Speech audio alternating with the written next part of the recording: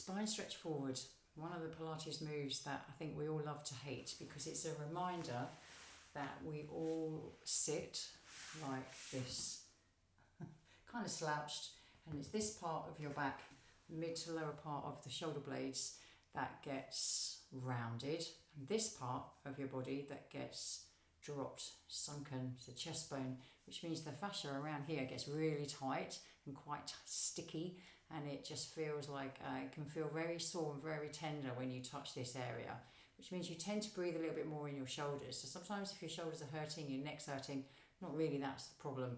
It could be something to do with what's happening here with your chest bone as it drops down and sinks down and drops back. And this gets rounded and the shoulder blades move further away from where they should be on the back. So spine stretch forward isn't an easy one, but it's beneficial. And for this, I need this.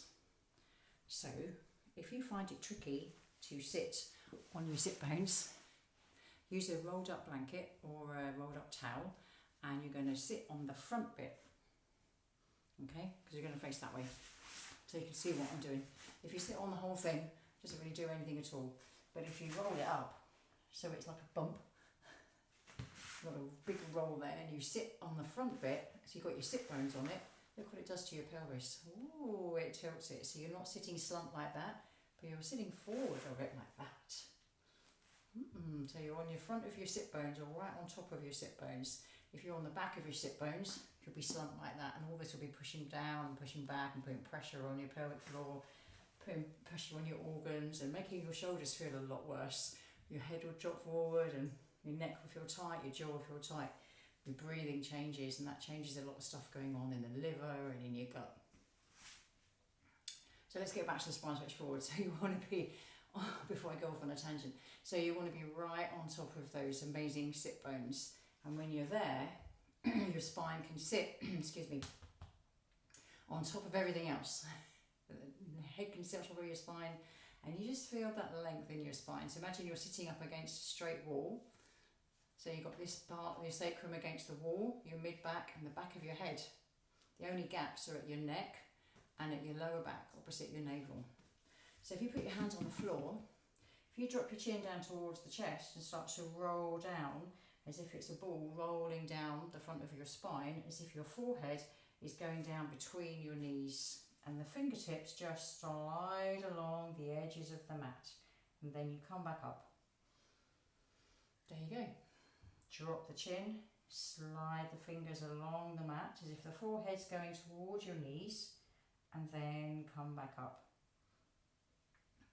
So there's a few things to have awareness of. So if you've watched my little principles videos, awareness is the first, for me anyway, the first principle in Pilates, or in anything in life really, but having the awareness of what you're up to and what your body's doing. So sometimes if we're a bit stuck in the mid-back, this will happen. Or this will happen. Trying to get that. So you either move too much from here or too much from here, and the neck does the movement and the back doesn't really get anything, and it's a lot of chin jutting or a lot of just coming from here, and there's no articulation, good word, articulation, good movement coming from here. So if you have this image, if you were up against a wall, if you have got a straight wall in your house, let's face it, if you live in down Cornwall, there's not many, then it's quite useful to use that, because then you can start to feel that this part of your back might just come straight away from the wall like that, without feeling that you're being lifted. So you can feel that lifting, that lengthening through the spine, and as you lift and you come down with the head, but you lift and come over as if there's a ball here, as if you have one of those stability balls in here, on Swiss balls on your legs. You'd be lifting up and over the ball. And the hands reach down towards your heels. And as you come back up, you restack bone by bone. So you roll down, the chin goes down towards your throat. You're rolling down,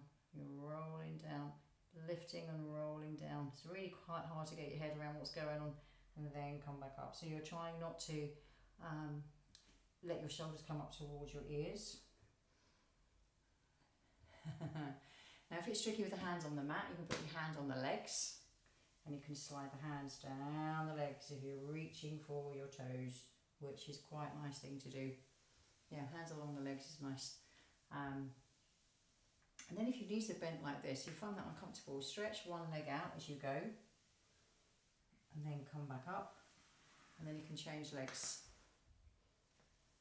Stretching one leg out, and then as you come back up, bring the other leg in, and then you can get to the point where maybe you can stretch both legs out as you drop the chin down and lengthen through. So reaching down, the hands can be on the floor, don't have to be out here, but if you find it hard to have the hands on the legs or hands on the floor, the arms can be out in front of you. And then you can feel more of a lifting here then, a lifting out of your hips. You're not dumping everything down into your hips. Can you see the difference in my spine when I'm like that? So you start from this lifting up and over, and your chin goes over, but your forehead comes down as if it's going down now between the legs. But without these shoulders. This is a trickier position to be in than the ones that I just started with, because we tend to hug here.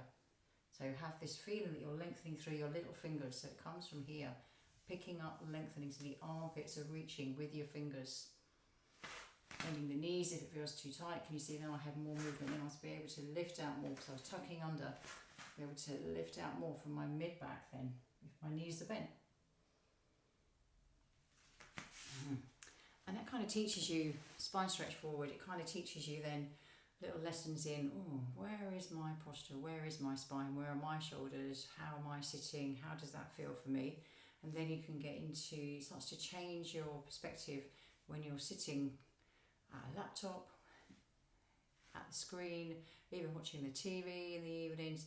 It kind of makes you see things a little bit differently if you're sitting back on your sacrum, if you're sitting back onto your lower back, because sofas are quite comfy like that. You're just slumping, creating a lot of tightness here in the front of the body and a lot of depression here in your sternum, changes your breathing. But also when you're sitting at that computer, how do you sit? Where are your sit bones? Where is your tailbone? Where is your chest bone? Where are your ribs? Where are your shoulders placed? And what's going on up here in the head? Yeah, a lot of this forward head posture can create tightness here in the back of the neck, which can create a lot of issues down here between your shoulder blades. So spine stretch forward, a good one to practice, a tricky one to get your head around and to feel that movement, that rolling up and rolling down. That's why it's quite a good thing to use something like a wall as feedback. And if you haven't got anything like that, you've really got to use your imagination, your brain. What does your spine feel like? Can you notice that articulation of your vertebrae? As if you're playing keys on a piano, going up and coming back down without trying to miss any of them. So happy practicing, because without practicing, it's not going to change, is it? So yeah, get practicing.